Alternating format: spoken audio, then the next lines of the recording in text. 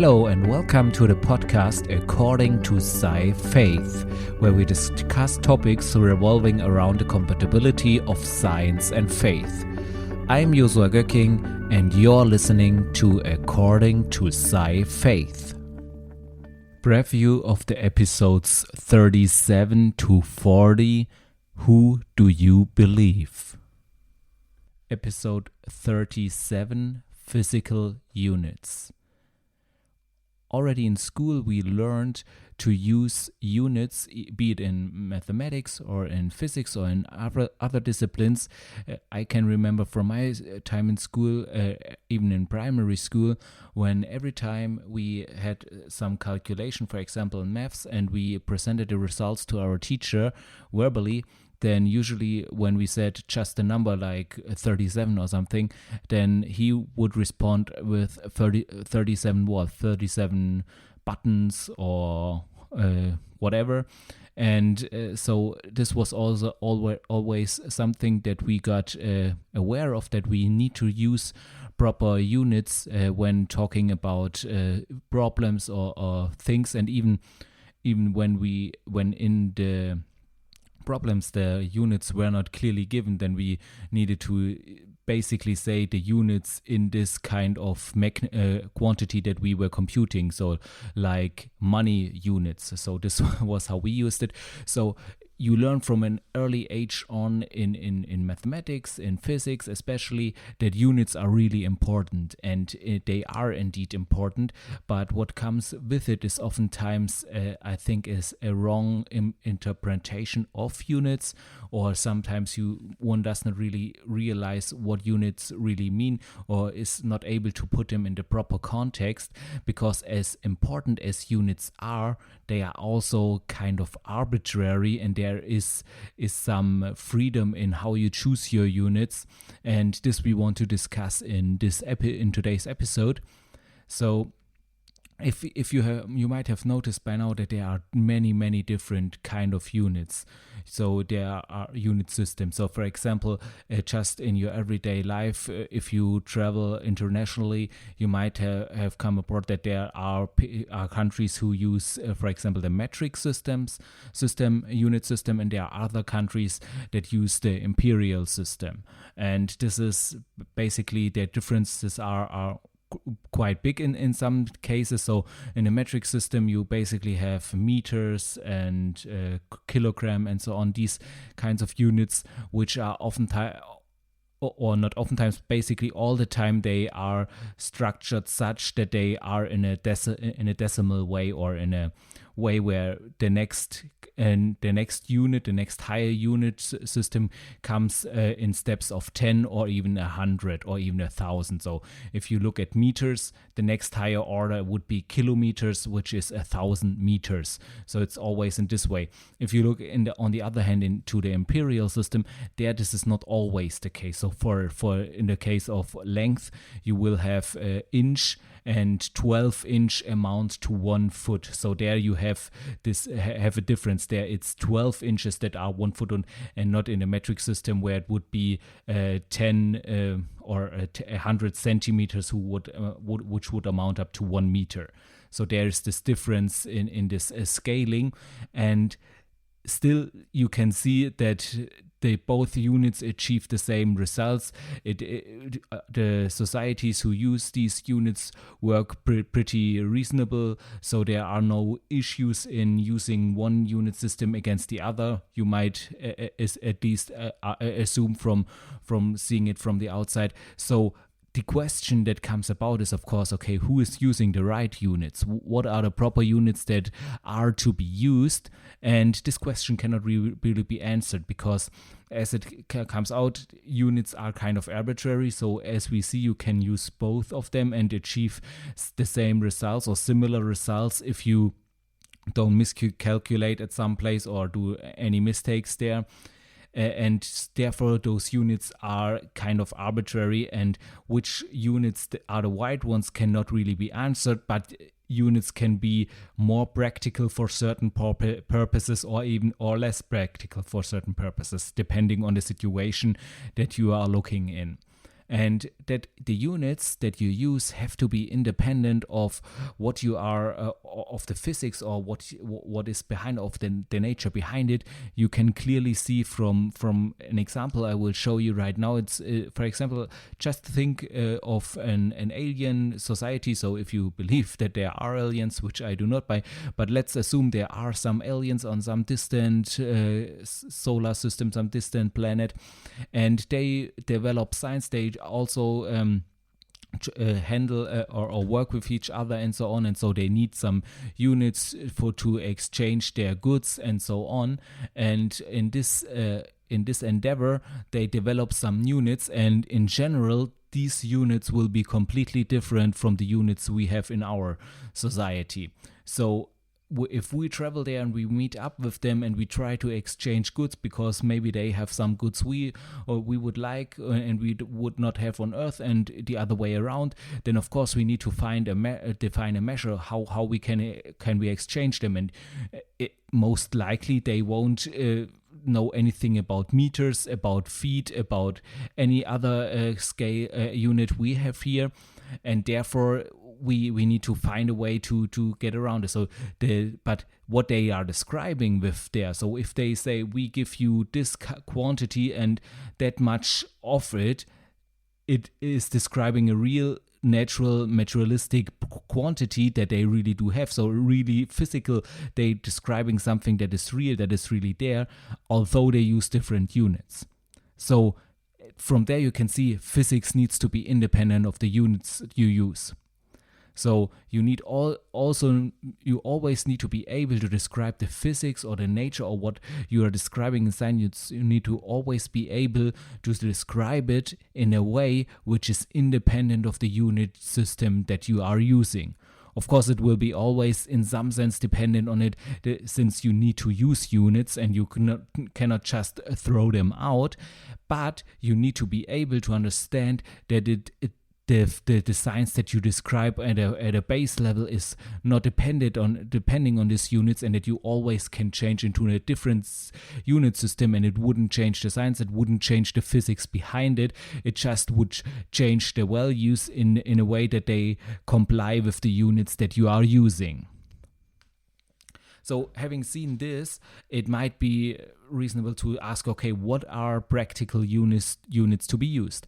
And as I said before, this really depends on the situation that you are in. This really depends on the context that you are in. For example, for the everyday life, it turns out, or at least that's my opinion, that the imperial system is a lot more advantageous than the metric system, because as I mentioned before, you have this difference in, for example, in length of feet and meters, that if you have meters, you have it always to the next higher order is always at 100 of something or 10 of something, always in this decimal or potences of tenths where the next order appears. And this is different in the imperial system, where you have, for example, 12 inches amounting to 1 feet.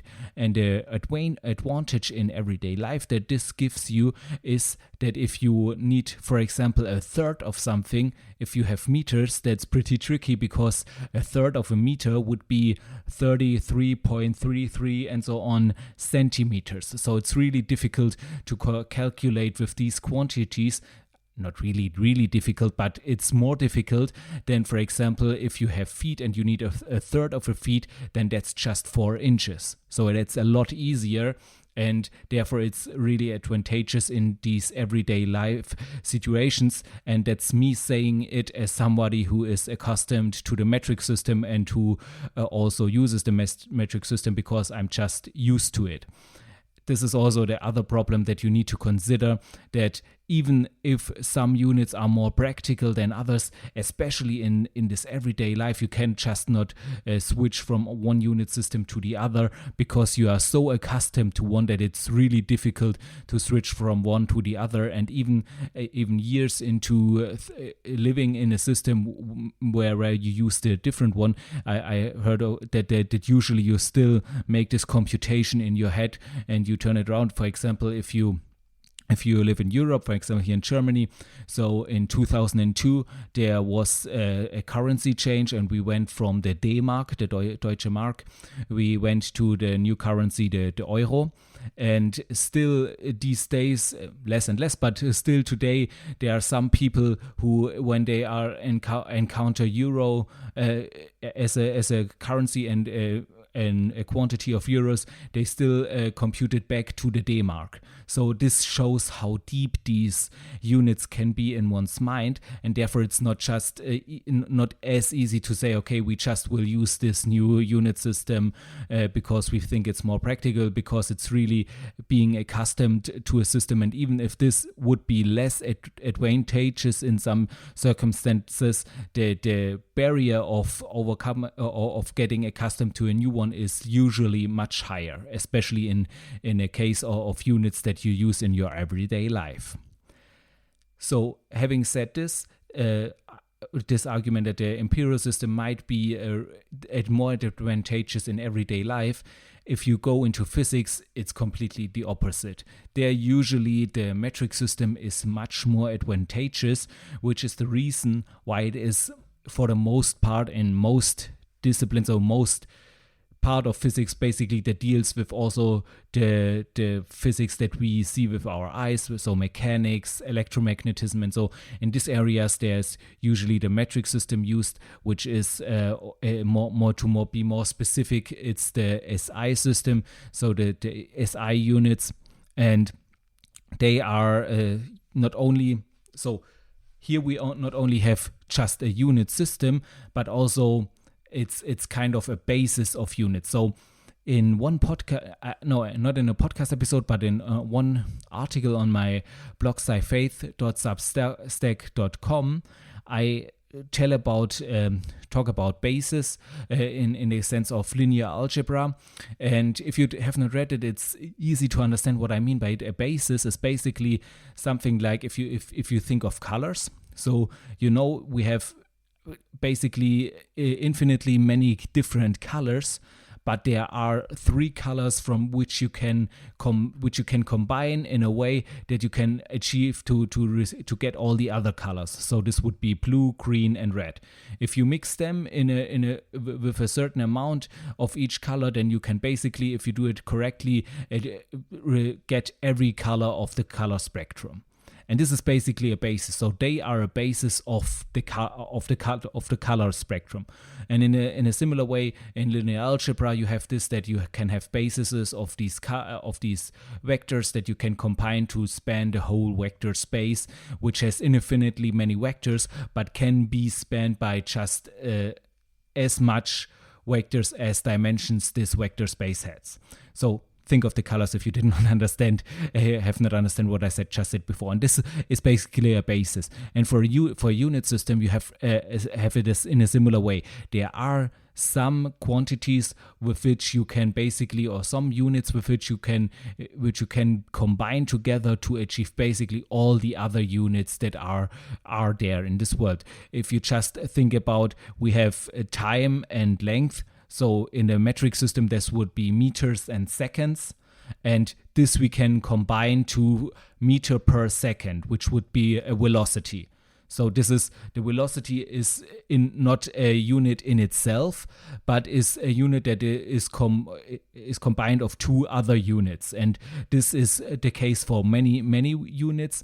And you actually, to describe all of physics, you actually just need very few units, and those are given by this SI unit system. And I just want to briefly mention those. So as I said, for time we have seconds, for length we have meters, for mass we have the kilogram, for the electric current we have ampere, for temperature we have Kelvin, then we have the mole, and for the strength of light we have candela.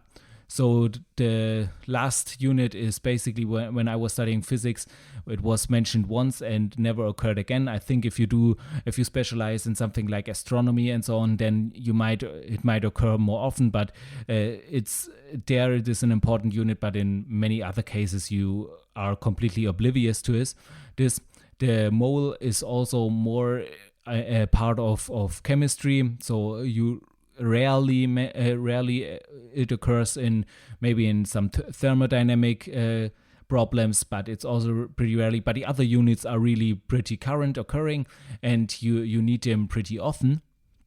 What's important here also to note is that those are defined in some way. So let's say example, the meter. In the beginning, it was just like that you had just some length which you defined to be a meter.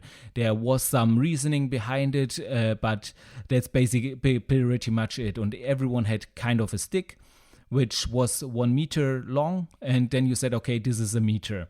And the problem with this is that, as you might know, a stick, if it is made from wood, for example, from time to time it might break, something might get off, and so it is not really that accurate anymore after a certain time. And even especially if you need to really do precise measurements, this is crucial. You can just not allow for something like that to happen. And in the case of physics, you really need this precision, and therefore you need a way to define these quantities, to define these units in a way that are not dependent on materials. And this has been done to the most part. So for time, for meters, for example, to stay in this example, you defined it over the distance the speed of light travels in a certain time. So this is a natural quantity. It's in nature. This does not change. It cannot be kind of destroyed in some way, like a stick, which says what a meter is can, and therefore it is you can have this as a really firm quantity, and even you can transfer it easily. So with this, before you had to have this stick, you had to buy it somewhere, and somebody need to be certified to give you these sticks who were really 1 meter. He could not cheat you out of it. He needed to have this be a certified builder of these, and in this way you can even go to some alien society and say them, okay, just measure this time and then measure how far the light travels, and then you know what a meter is, and they will be able to figure that out without you having to hand them something over. And for the same thing is for time. Time is defined by basically atomic frequency, I think, for cesium, and there it's some frequency that it has. With this you define the second. And also for pretty wild, at least until 2029, pretty wild was the definition of the electric current of the ampere, and this has basically been up to 2019. The definition basically was that you have 2 wires that are 1 meter infinitely long that are 1 meter apart, and current are flowing in the opposite directions through those wires, and 1 ampere is the strength of current that is flowing when these 2 wires attract each other with 10 to the minus 7 Newton. So this is the unit of force. So this was the definition up to then. They changed it. But the funny thing is, so usually oftentimes this was a question that professors asked people defending their PhD thesis just to get them out of the concept, because usually you forget this definition immediately. But of course, as somebody who's wanting to get a PhD, no matter what area, you have to know this because it's basic knowledge. But for now, in 2019, they changed it and they defined it on the elementary charge of, for example, the electron, which is a natural constant, and therefore it's defined in nature, and therefore it's also firm defined. So good news for people defending their PhD thesis. The other quantities like temperature and so on could also all be defined on some natural quantity. One quantity where this has not been could not be done yet was for the kilogram. So for the kilogram, the quantity that measures this is still the basic kilogram, which is used as a measure, and this is highly preserved somewhere and taken into account that it is in a good shape. But even though it still loses due to naturalistic effects, it uses micrograms of its mass every year, and so it's not something that is reliable for a long time, and you have to always renew it, and so on and so on. And there is an endeavor in really trying to get this independently defined as the other units are. There is some experiment where they try this is to create out of silicon, I think they try to create a sphere, a perfect, almost perfect sphere, and define the kilogram on this one in a way where they use other units to define it and so on. So this is an area of research where they still try to get these units completely independent, established in natural constants. Yeah. So, but this SI system is basically used in science. However, not all of science. So you have different areas of science where where different units are used. For example, if you go to astrophysics, you usually do not use meters. Maybe in some cases to show you how big things really are, as in popular science books where they tell you how many 1,000 kilometers the solar system is. But usually you use units that are easier to track, where you don't have these high terms. And for example, in astronomy, it's mostly parsec that's being used. Maybe in some cases also light years, but mostly those units are used there. And if you go to the physics of the small areas like particle physics, there are also different units are used. There you use, for example, usually GeV or giga electron volt, which is basically the only unit you use there. And the reason for this is, let's also just look how the theoretical physicists do it. Usually they don't really care about units, because as I said, units are kind of arbitrary and you can arbitrarily choose the unit system. So physicists in theory just say, theoretical physicists just say, okay, since the units are arbitrary, then I chose them as easy as it can be.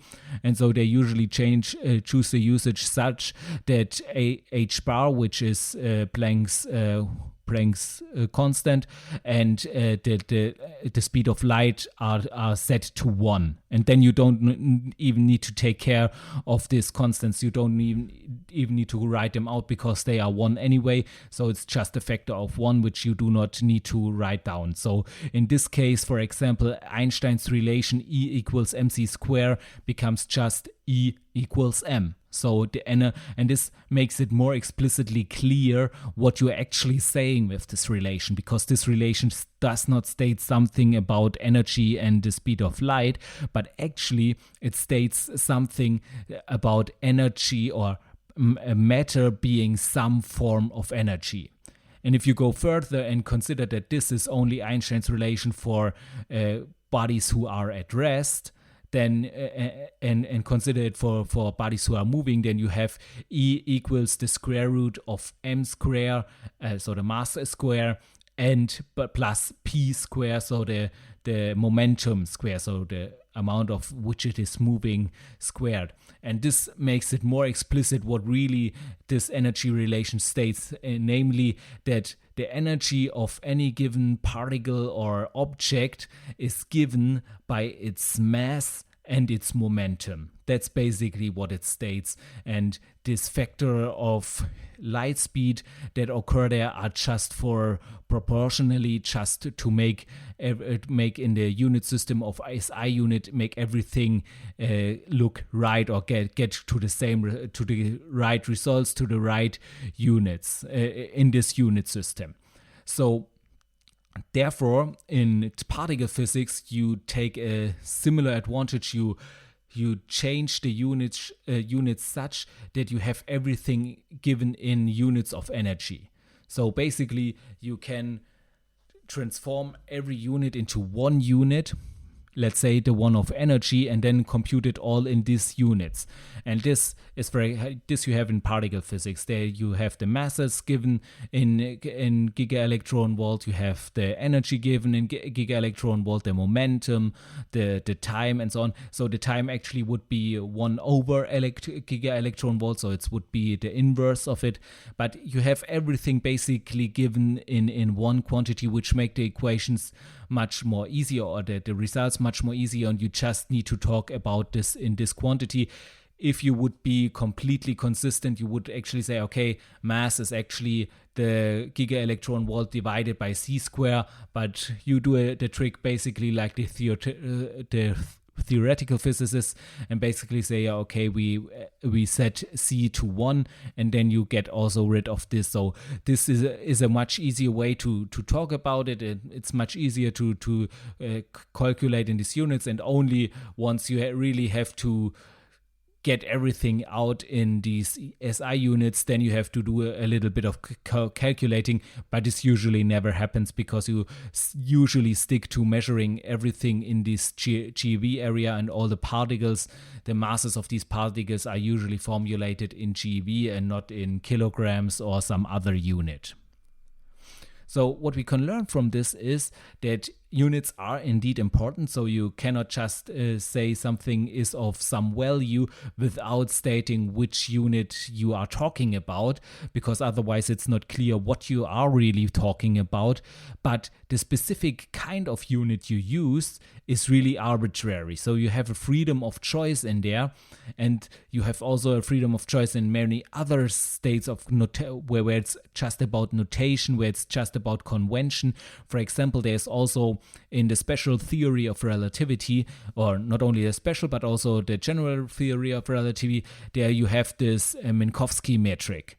So this is basically we had special theory of relativity, we had three-dimensional space, and now since we recognize that time is an own dimension, we need to account for that, and this we do by using the Minkowski space and the Minkowski metric. And in this Minkowski metric you have the additional dimension of time, but with an opposite sign. So you can either have the time with a minus sign and all the others with a plus sign, or you can have the time with a plus sign and all the others with a minus sign. And which one you use is basically arbitrary. And there are kind of discussions among physicists about which units are the correct, which metric is the correct one to use, and there are really some kind of not really serious, but some kind of fights about which one is the right one, which one is the wrong one. And therefore there you can see this is also the case there, similar with the units, where some people are also fighting which units are the correct one, is the imperial or the metric one the better one. And here you have the fight basically with this metric. So you have this in many areas where it is just about notation, about how you describe the physics behind it, but the physics or the science behind it will always be the same. It will not be depending on units. So it is actually important to use units and to be aware of what units are and to understand how units work. But if you understand and if you see it, then you see it's not important what kind of units you use. It's more important that you know how to use them, that you know what they mean, and that you are consistent in your use of your units, because otherwise you will make mistakes. And I think this is the important part to understand, that although they are important, there is a freedom of which units you use, and you only need to be consistent in that and be clear about what you are doing in that, and then you have this freedom in your choice of units. And I think in the spirit this can be also interpreted in a way that as the Bible tells us, there is freedom in the spirit, so there is a freedom in how you live out your life in faith, and how, of course, there is the clear word of God which gives us clear instructions, and those are not to be changed or something like that. That's not what I'm talking about, but there are different callings, there are different ways you can live this out, and you can live in that. And I think there is this freedom of where you live in that, and where you can be guided by the Holy Spirit how to live in that. And I think many of times we just get, or some Christians just get up, get stuck in this using of different units, so to speak, and try to think this is the right one, or if this is the right one. But in some sense, it's some kind of it is really arbitrary, and there is a freedom in it that we need to accept. And with this, I don't mean that some doctrines are wrong or something. I just want to state that there is a freedom in the spirit, and we need to embrace that, and we need to be able to live in that. And this, I think, we can compare to this difference in, or to the really importance of units, to have units, to compute in units in physics, but also to this freedom in which units you want to choose. But in the end, it will be the same. In the end, we will describe the same physics with those units if we apply them consistently, and also in the spirit. In the end, we will serve the same God if we apply our point of view, or from where we are approaching it consistently.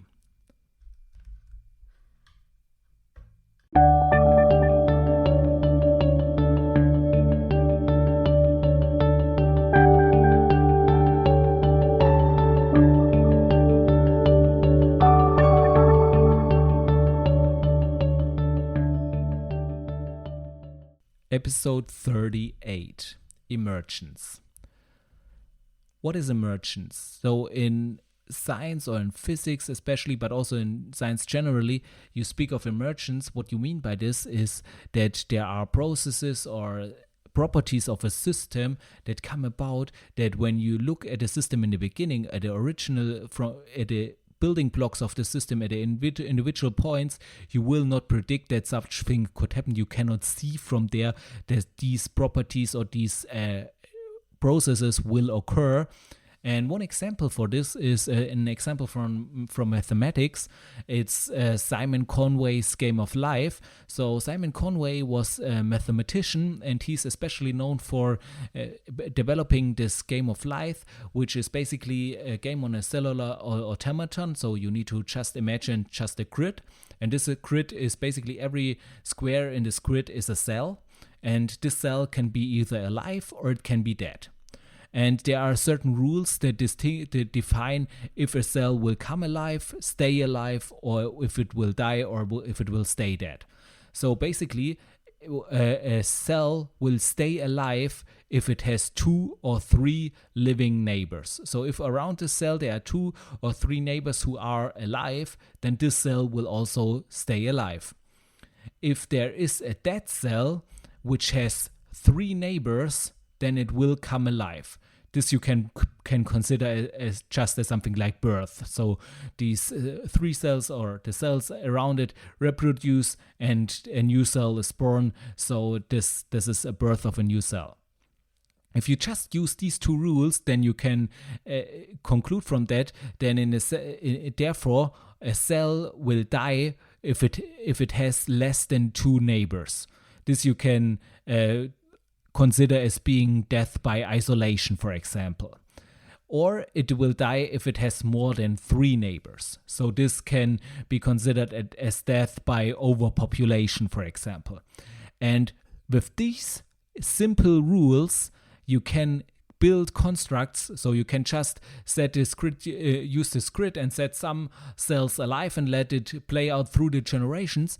And with these simple rules, you can really get really complex structures and complex behavior that you cannot really predict from the outset. So you can, for example, have these kind of gliders that are gliding over the grid through the generations. You can have these, if you, for example, have a 4-block square, then this will just stay as it is, because these cells will keep each other alive, but will not produce other cells around it. And so they will be just staying at one place. And then there are structures who will just annihilate, or who will just die out. And so there are many, many different structures. You can have many things going on. So if you're interested in this, then just check on YouTube for videos of that, of crazy things that are happening in such Game of Life scenarios. And you can really, from the outset, from the initial conditions that you give there, you usually cannot see what will happen in the future. future what complex kind of structures will emerge. And this is one example of emergence where really simple rules, really simple laws, so to speak, will lead to really complex structures that you would not predict from it. So why is this the case? How does this occur? And one reason for this is the irreducibility, which is basically that if you reduce it at one element of this system that you have, that you cannot conclude anything from it. For example, if you have Simon Conway's Game of Life and you just look at what one cell is doing without taking into account the cells around it and so on, then you will not see anything, because the behavior of the cell depends on what happens around this cell. So you cannot just reduce the system to one point, to one building block, because it depends on the other building blocks. Another example of that is, for example, if you look at the societal behavior of wolves.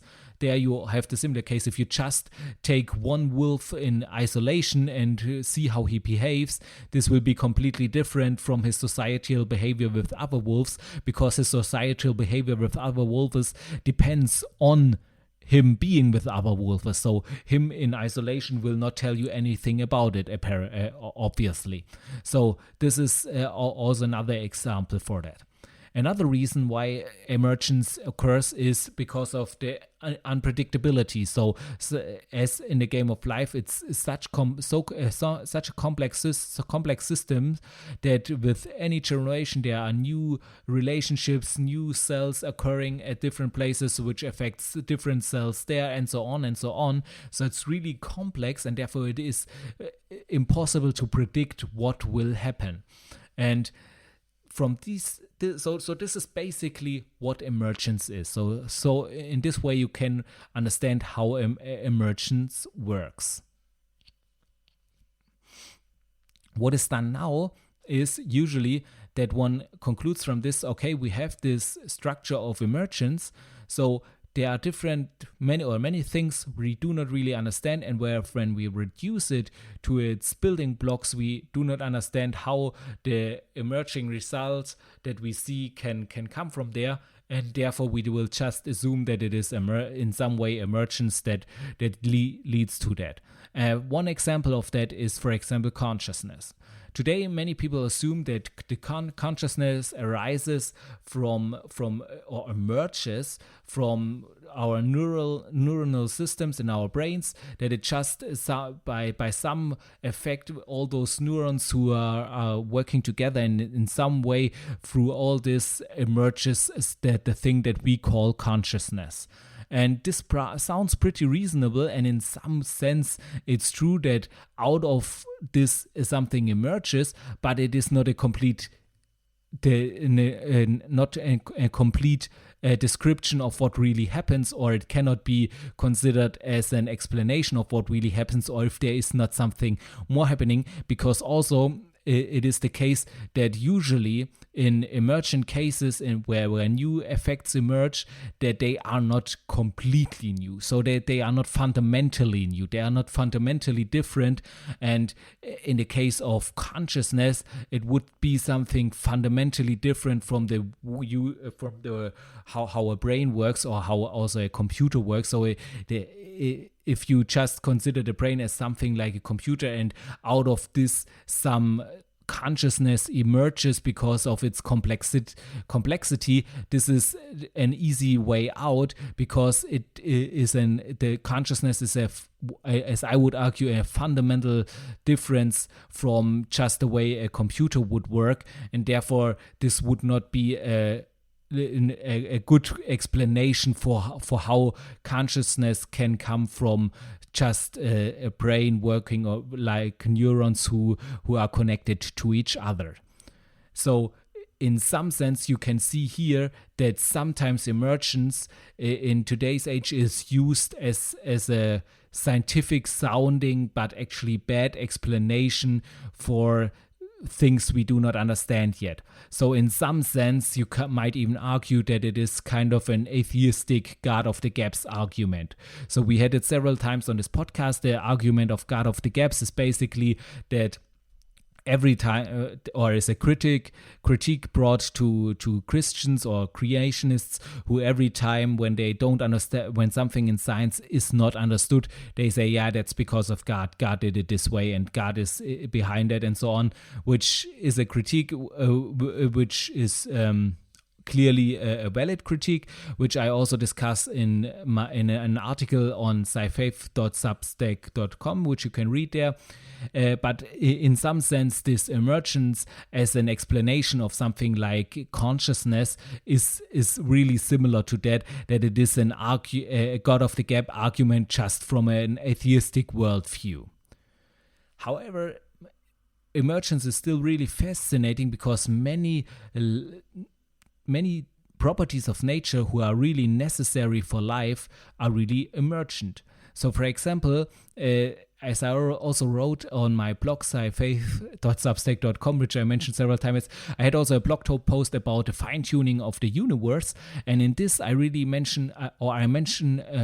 I tell also about this property of carbon, that it has this property that there is some spectral line of carbon that is exactly at a place where it needs to be for life to be able to exist. So it's exactly at this energy that this line is there, and this is really needed that life can exist. And how does this came about? So in the equations you see this nowhere, because you have it like this. So this is this is atomic physics, what you are talking about there. So you have the physics of atom that you are trying to describe. And actually there it's the case that only the hydrogen atom can be solved analytically. So you can use the quantum mechanical equation, so the Schrödinger equation, for example. You can use this one to analytically solve the hydrogen equation, which is already pretty difficult business, but you can do it. But if you go to the next higher atom, which would be helium, you cannot solve that analytically anymore, and you need to do approximations. And doing these approximations, you always lose something. So you always lose some kind of the understanding how these results come about. And especially for carbon, you need to do a lot more approximations because it's an atom that is even more complex than helium. And therefore you kind of lose even more information. And then this line, this spectral line that you see there, comes just about really randomly. So you don't see from the original equation, from the Schrödinger equation, why this line should be there or has to be there. It's just randomly, but kind of randomly that it is there. And on the other hand, it has to be there for life to exist. So it's really a question of life and death that this line is there, because otherwise carbon-based life forms could not exist. This is the thinking behind this. So, and this just emerges out of the physical equations without you seeing it. So emergence is not just some interesting effect. It's something that in nature is really important and that leads to properties that are really needed for life to exist in nature. And to me, that shows that there has to be some ingenious designer behind this world who really perfectly tuned this world such that the effects and the properties that are needed for life to exist on this planet, on this world, that they are perfectly tuned, that they not only are there to see in the original equations, in the basic laws of nature, but that they beautifully emerge out of these laws of nature without us even noticing it, without us even seeing how this really comes about. And this is, I think, a really sign for me. It's really a sign that there is a designer behind this world who built this nature really beautifully and who made it such that these effects just beautifully emerge effortlessly without being seen in any kind of fundamental laws which still are responsible for it occurring. So this is, I think, a real wonderful sign on the world that the world has in fact been created. And also, I think if you see that emergence, as I have stated, is also something that occurs in societal behavior. That when for example, wolves, how they interact, this is also emerging behavior, and also of course among humans, there's something emerging in our relationships with each other, in our behavior towards each other. And I think the same is true in our relationship with God. So if we enter in a relationship with God, you might sometimes think, what do I have from it? What is the sense in having relationships, and so on, because from the baseline you might not see any prospect in it. But I think everyone who engaged in good relationships might have realized there are some effects that you might not even have thought of that come about if you just engage in those relationships. And more than in human relationships, this is the case for our relationship with God. So the more we invest in our relationship with God, the more we engage in it, the more we yield to Him, the more He can manifest Himself in our lives, and the more these things can emerge in our lives, in our relationship with Him, that just things are emerging that we did not even thought about. So I experienced this many times in my relationship with God, that the more I pressed into it, the more things began to emerge, or the things began to leave me that were not good for me, and that I got rid of without even thinking about it, or that the effects were occurring where I did not even was trying to get to, but that they were just coming out of this relationship. And I think this is what also the Lord is calling us into, and therefore it's also important that even though we do not always understand what He is doing, we do not always understand how He interacts with it, or even though it will not always make sense to us, He's really working on us, He's acting on us. And just like this cases of emergence where things come out of fundamental laws that we do understand, but where the effects we do not necessarily always understand, there it is the case that we might understand how our relationship with the Lord works, but the things that emerge from that we might not always understand, and the effects it has we might not always foresee, but they will always be good, as His word promises us.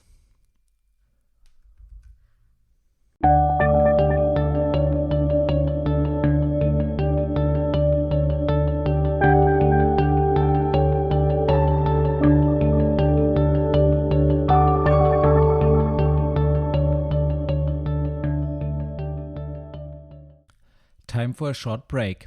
And as always in these breaks, I just read some portion of my new book or my new novel, Alien Thoughts, where it is just about thought control, mind control, and so on. So let me just read some extract of it. Since she was still agitated after the day's experiences, she decided to calm herself down with some entertainment. She started the entertainment program on her neurochip and closed her eyes. She selected a stand-up comedy program. The neurochip projected a live stand-up program onto her inner eye by tapping into her imagination. The program featured her favorite comedian, Frank Thomas. He was one of the few privileged people who were allowed to perform their comedy live. To get this permission, each joke had to meet the requirements of the government. Since the AI's examination of the jokes could take several seconds depending on the type of joke, only those comedians could be considered for which this time was sufficiently short. This ensured that no unauthorized jokes made it into the live program. However, it was not only a matter of ensuring that no unauthorized jokes were made, but rather to use humor specifically to promote the ideals and goals of the government. Boris had understood early on the importance of humor and entertainment for mind control. Humor could be used to skillfully make people's worldview appear absurd, make them turn away from it, and make them accept the worldview that was presented. Comedians who understood to use this as the goal of their comedy quickly became successful. Even when they made fun of things in the government, they did so with the undertone that is nevertheless good and right. Studies showed that without the use of humor, it would have taken much longer to make the neurochip requirement and the control by alien thoughts socially acceptable. Frank Thomas was a master at using humor to promote the ideals of the government without letting the laughter fall by the wayside. For example, he just told about how he discussed with the neurochip whether it was okay to eat another candy bar after the hamburger. He reenacted the discussion in a sketch-like manner. Patricia couldn't stop laughing and gradually fell asleep while she was still watching. So in this short excerpt, it's about this comedian Frank Thomas, who will also play a crucial role in the later part of the story. So if you found this interesting and want to find more about this, then I really encourage you to get the book. You can get it at Amazon. Alien Thoughts, it's called. Just type it in and maybe also my name, then you will clearly find it. And if you have read it and you liked it, then I really would be glad if you could leave a review. This just helps other people to understand what a book is about and see if this is also something that they might like to read.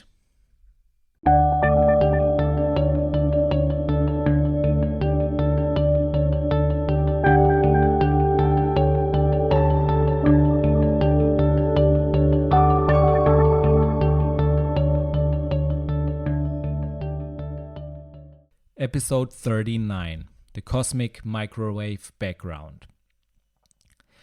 On this podcast, I think sometimes we talked about the Big Bang Theory and also about the fact that the Big Bang Theory was originally postulated by a cleric, Georges Lemaitre, who was a priest, a Belgian priest, I think, and he first postulated this theory, and for a long time this was controversial because it was believed that this theory is actually too close to the belief of creational belief, and because he was a cleric, this of course did not help him very much, and he was really arguing, for example, also with Einstein, who thought this way, and he was arguing with him that he really did not receive this theory from a biblical worldview, but he or was not basing it solely on this, but on the facts of science, that it was really in the scientific formulas that this was to be seen because the universe was expanding, and from this he concluded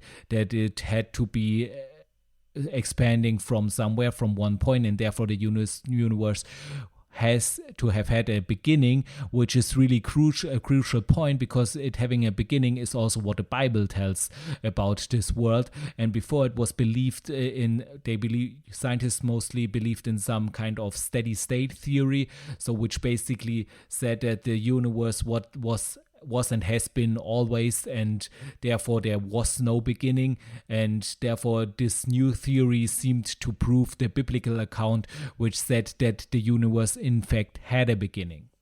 So in this Big Bang Theory, in the state in which we have it today, there is a thermal, or there is, in the beginning of this of the Big Bang, there was a thermal equilibrium between matter and photons. So photons are the particles of light, and matter would be all these particles. Matter is made of electrons, protons, neutrons. I know we have learned that protons and neutrons are really consisting of quarks, and in the Big Bang Theory, there's also a part where this matter was also in this quark gluon plasma that I described in several podcast episodes ago. But even later, when the quarks composited into protons and neutrons, there was still this thermic equilibrium between those particles and the photons. What is meant by that they are basically engaging with each other. The photons are absorbed and emitted by the electrons and so on, and they are not really free, and therefore the universe at this time was not transparent. You could not look through it because there was no light, because light was there, but it was all the time engaging with matter. So it was basically one plasma, so to speak, of light and matter.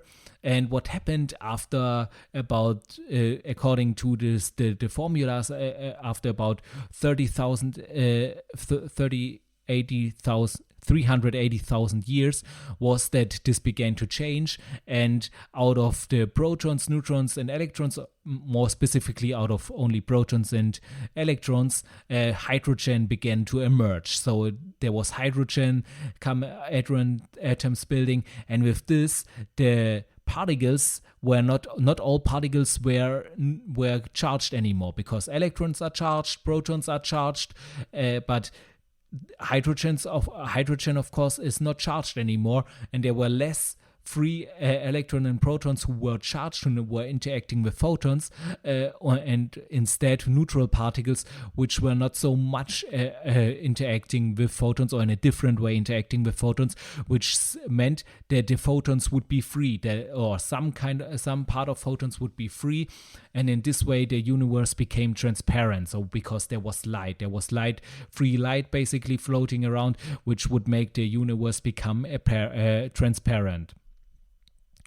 And this kind of radiation that emerged then is what we call today the cosmic microwave background. And this background could actually be measured. So in 1964, it was really measured as kind of an accident. So in Bell Labs in the US, they had this new antenna, which was for really precise measurements. And the people who were operating this antenna, they were measuring this cosmic microwave background. But since they were not aware of it really, they just assumed that it had to be something wrong. There might be some bugs on the antenna or something they thought of, and but they really found out that it really isn't, and so they published this new kind of radiation that they found.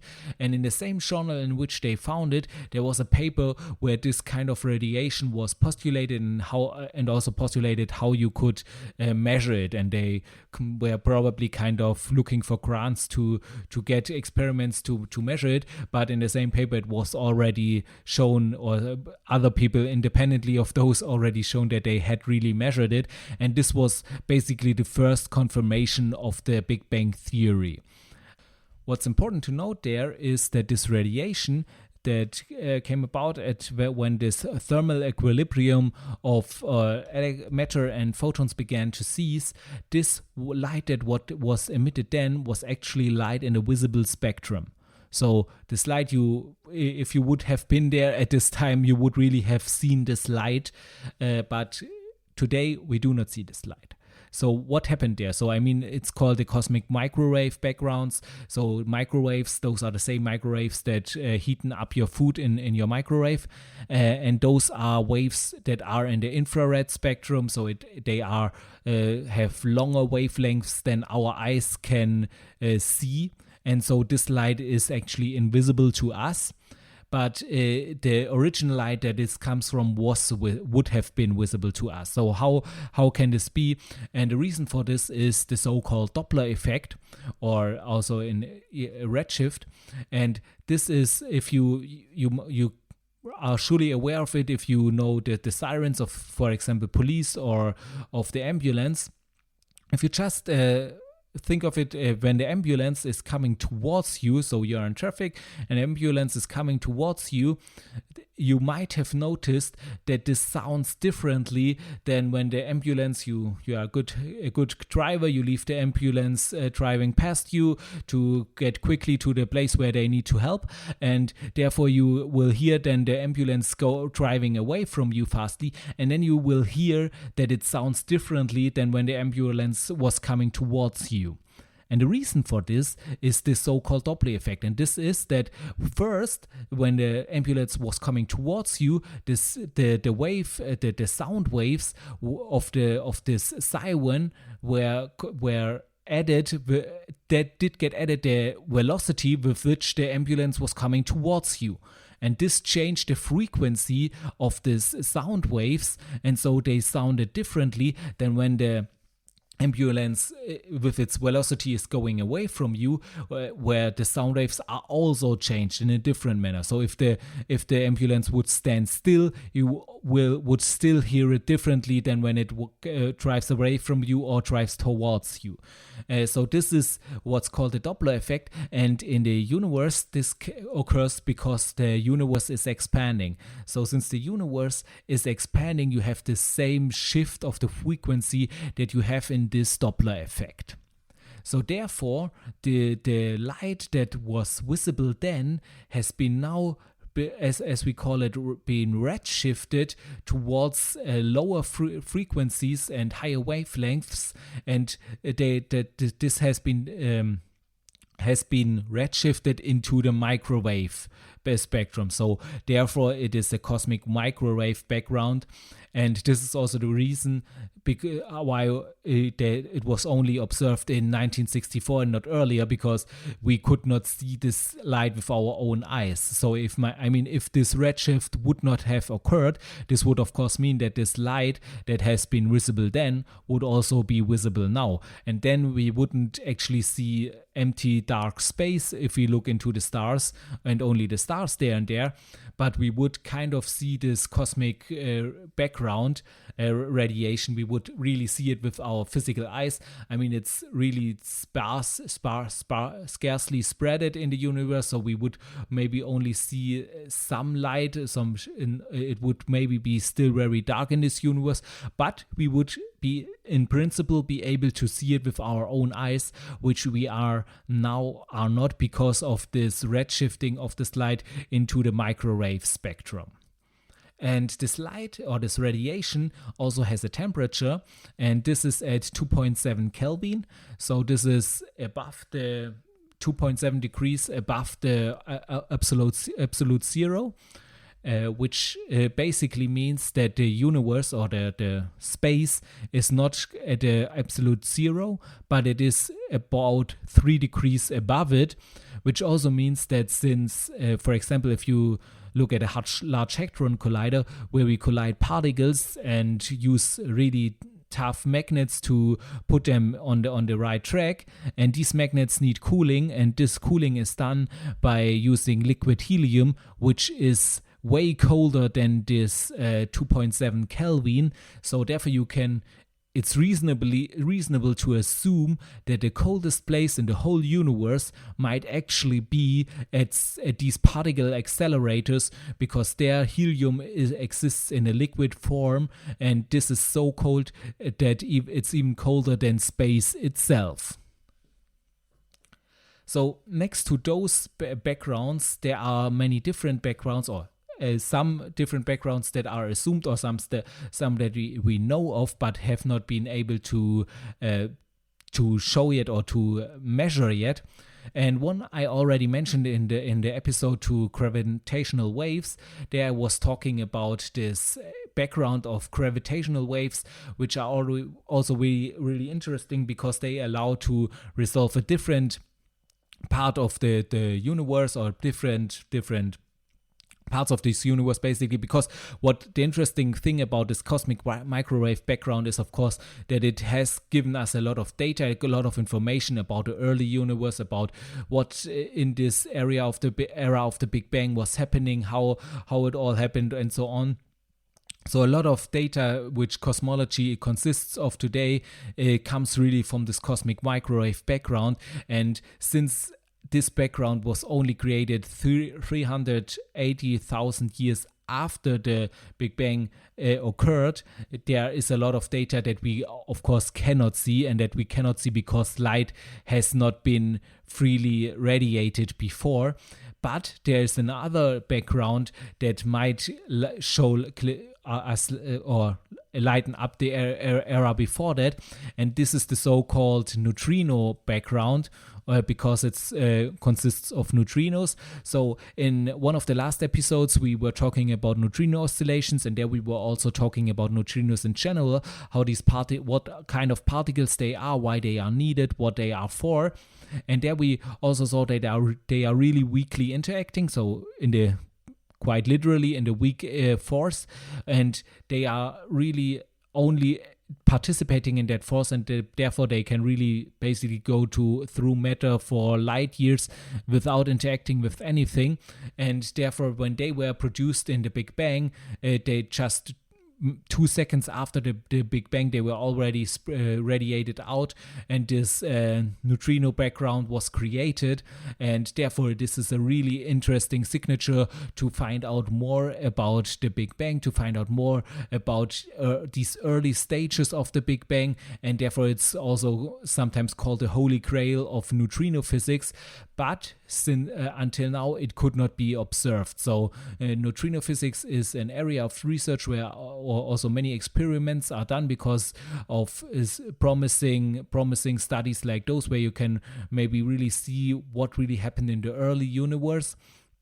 And therefore it's really promising, but it's also really challenging because, as I described in the episode to the neutrino oscillations, it's really hard to distinguish those, to measure those particles and to measure them well and to find them. Especially in particle accelerators, they are only found by missing energy, so you find them by their absence. And there are other kinds to measure them. Usually they involve really, really big water tanks, because in there then usually some weak interactions take place, and from there you can see that neutrinos have been present there. But it's really difficult to measure those, and therefore this neutrino background could not be measured yet. And it's, as I said, a really promising area because it could really solve some questions about the Big Bang theory that we still have today.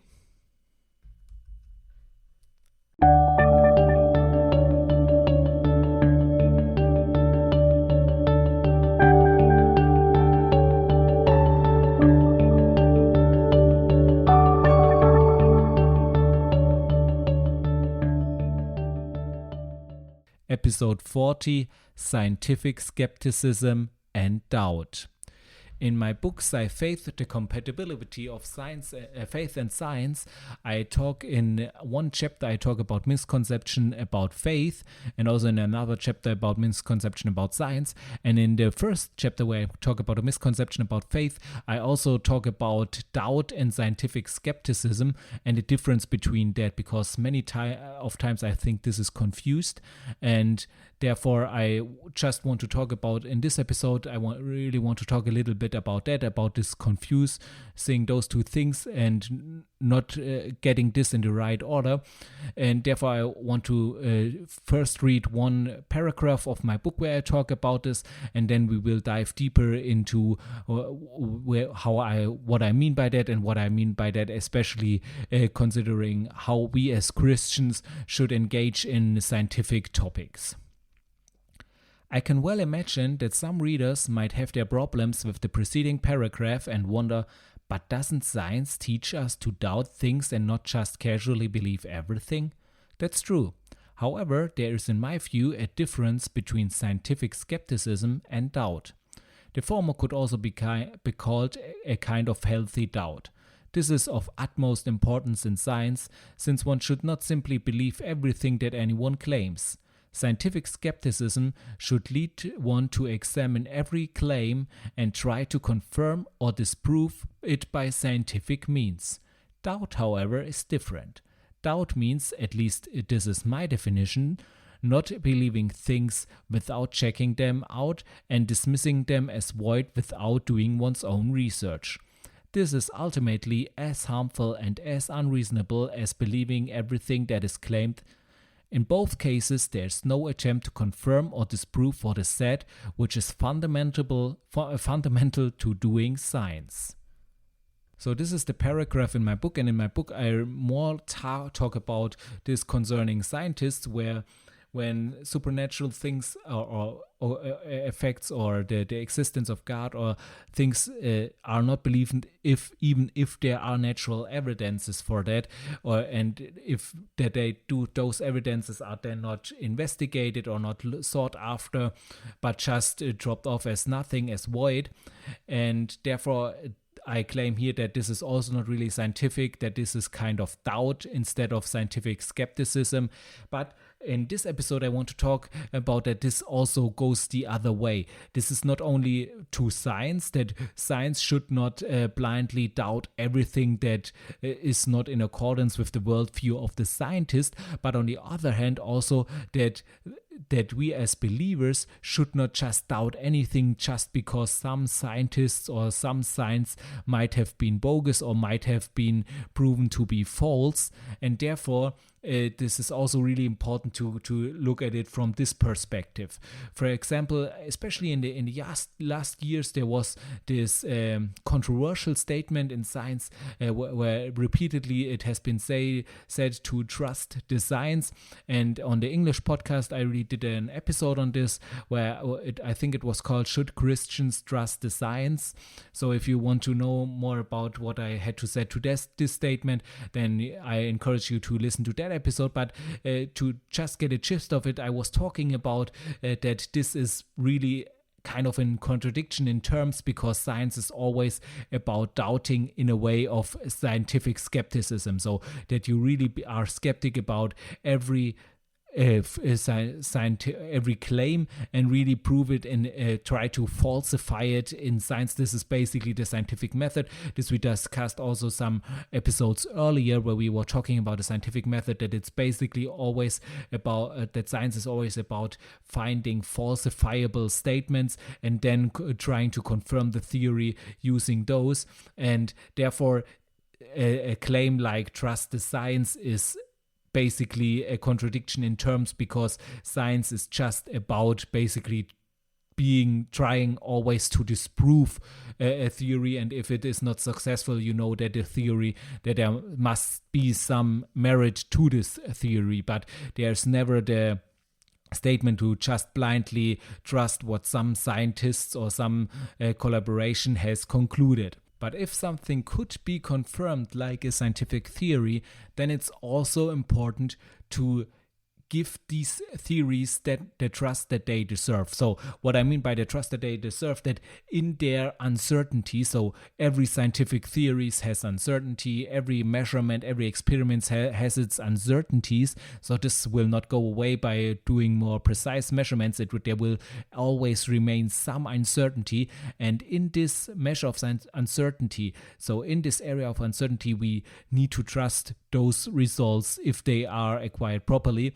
And therefore you cannot just because some mistakes were made in science or some scientists said things that turned out to be wrong, you just cannot drop all of science and say it's all wrong or I don't believe any of it, but you just need to do your homework as far as it is possible. So just if you just say, okay, I would not believe in this thing, or I cannot believe that this is true, then you really cannot just drop it and say, okay, because some scientist sometimes was wrong, therefore this has also to be wrong. This is not really clear reasoning, and therefore you need to in your own do your own research, find it out, and usually you can do this. Of course you cannot do every experiment at home or something like this, but for the most parts you really there are really ways to find these out without without needing to trust any scientist, so to speak, who as humans are might be false, might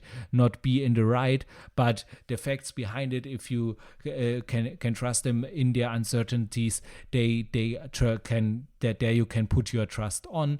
And to make clearer what I mean, let me just use this example that is pretty in the last years has come about more often. I'm not really sure if there are that many people who actually believe in it, or if it's just some bunch of internet trolls, but there are these people theorizing about something like a flat earth. And to say something about this, actually already in the 4th century, scholars were aware that the earth is a sphere. So all these myths about in the Middle Ages, in these dark ages, there were people believing that the earth would be flat.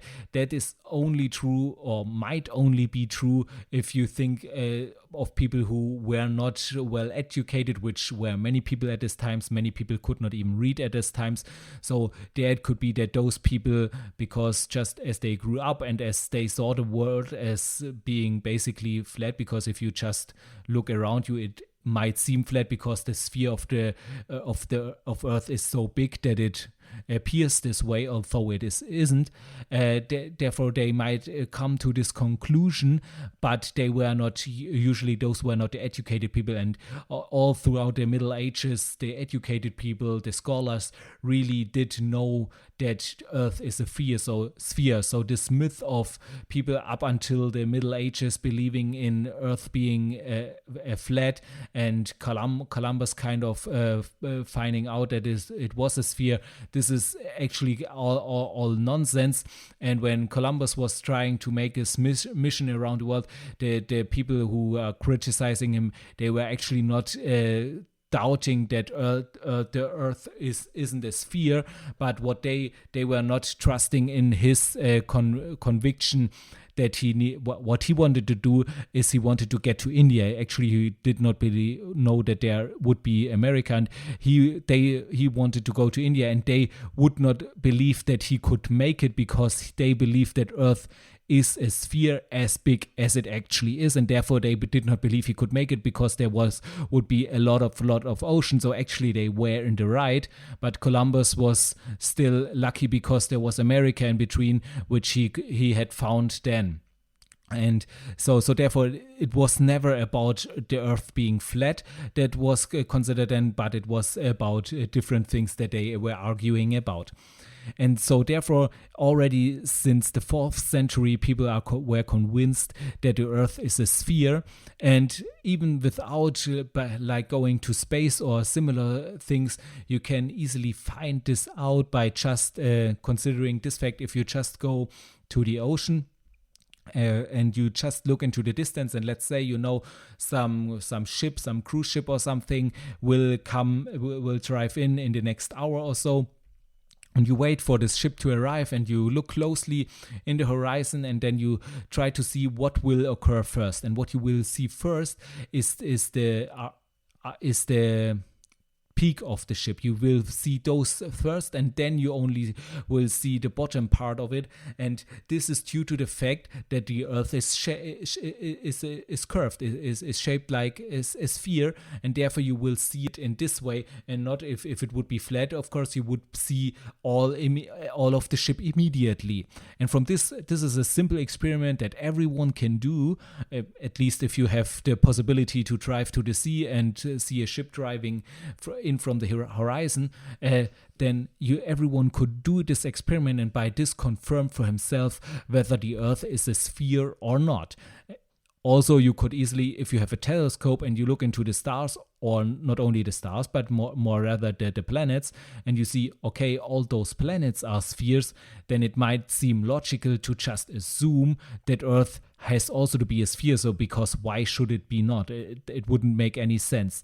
So this is just some more heuristic kind of trying to find it out. But in any case, it would be possible for you to find it out without having to go to space, without having to have really expensive machines or something like that. And therefore it is really, especially in today's day and age, really easy to find such things out. And for most parts of, I would say, mechanics and electromagnetism, if you have any doubts about research there, about physics there and so on, you could actually solve those yourself. You could actually do the experiments yourself. So always be careful to not do something stupid. But in principle, you could do most of these experiments, and also most of them in a really safe way. And therefore, I think you can never which is done oftentimes today. You can never argue in a way of, okay, some scientists were wrong once and therefore everything has to be wrong, and or basically make kind of this trick of saying, it might be true or it might not be true. Who knows? Who can believe them? Who can you believe? This is kind of silly in some sense, because you can do this experience to some degree yourself. You can find it out yourself, and this is really your responsibility also. If you really want to talk about these things, if you really want to include them in whatever you are doing, or in your opinions, then you really have, I believe you have to do your homework and to go as far as you can go, and then you can, I think, make a statement of whether you believe in it or whether you not believe in it. But it has to have been, you have to go this reasonable way. You cannot just throw things out because some scientists somewhere were wrong or did some mistakes, which all of us do and which every time did happen. And so, as I believe is as I said, like it is wrong from the side of science to claim everything that is, or every statement of faith, to categorically exclude them, as this is clearly wrong. It is also wrong as a believer to state everything that science brings forth, to categorically throw it out.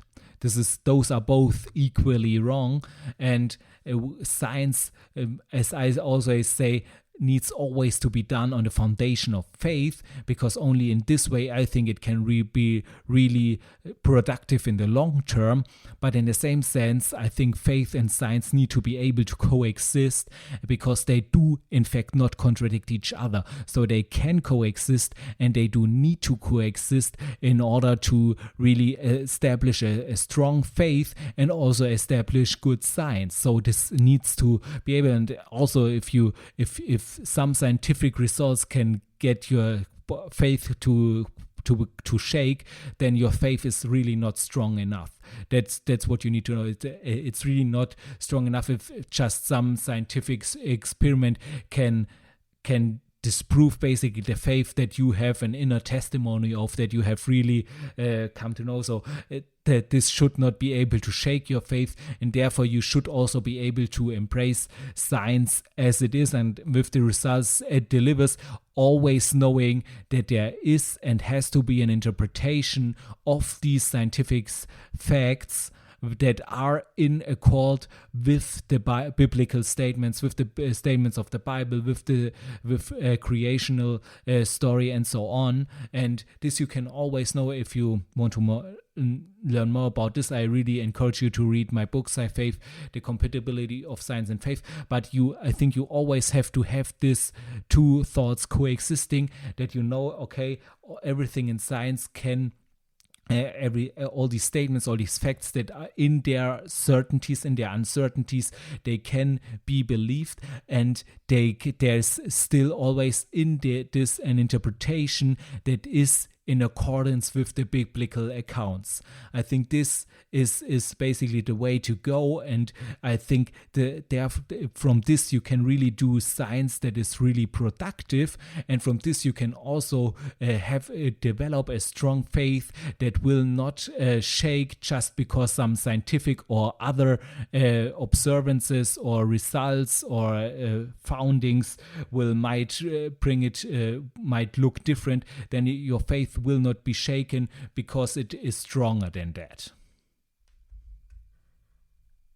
So that's everything for today's episode. I hope you liked it and you enjoyed each part of it. If you want to get in touch with me or discuss a topic or want to give me some feedback, then feel free to contact me using the contact form on my website, sci-faith.de/en. And there you can go to the contact tab and contact me. And if you have any other things or episodes you want to have covered there, or topics you want to have covered, feel free to contact me there.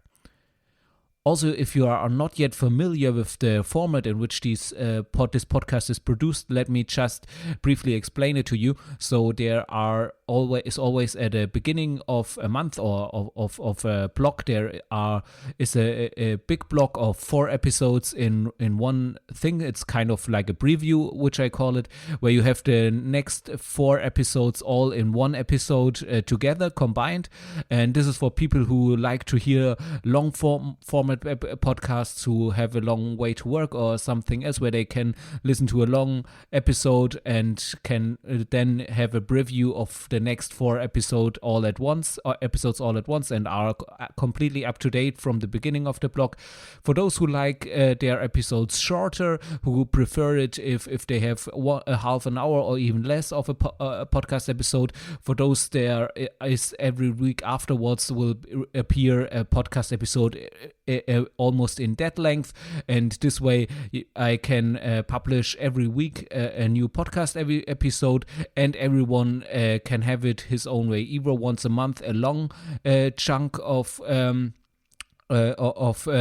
content, or once a week a shorter format podcast episode. So I think that's the best way for everyone, and also for me when I'm producing it. Please also note that this is an independent podcast, which means that it is recorded, produced, and marketed by me. So I really need your support in this. So if you like this podcast, then give it a 5-star rating. And if you have the time, even write a review to it.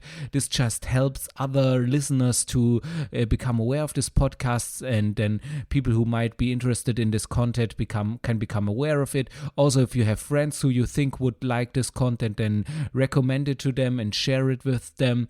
Also, you can support me in other ways, for example by reading my blog and subscribing to my newsletter, or even by reading my books, which you can find on Amazon. For example, there is my latest novel out now is Alien Thoughts, which is pretty entertaining from the feedback that I gotten, and so it's also in some way related to science and faith. The topic of it is also in there, but of course you can also read the book to this podcast, Sci-Faith, The Compatibility of Science and Faith, which is also available in English since last year. Thank you for that. And now I wish you a wonderful day, and I'm looking forward for you to tune in again next time.